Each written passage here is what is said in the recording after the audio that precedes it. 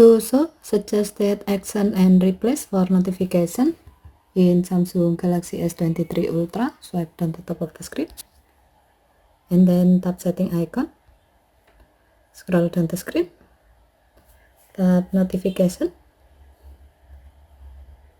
and then tap advanced setting.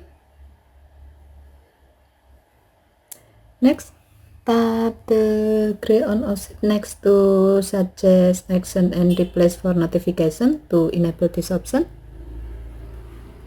When the switch turns blue, it means that this option is on.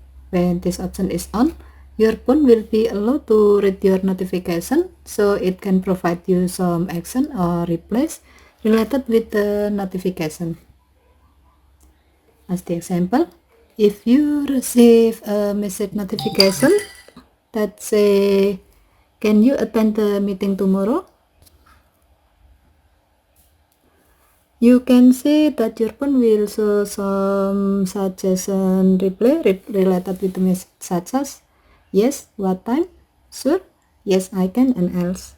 You can tap one of them to quickly reply the message without you have to open it in the message app.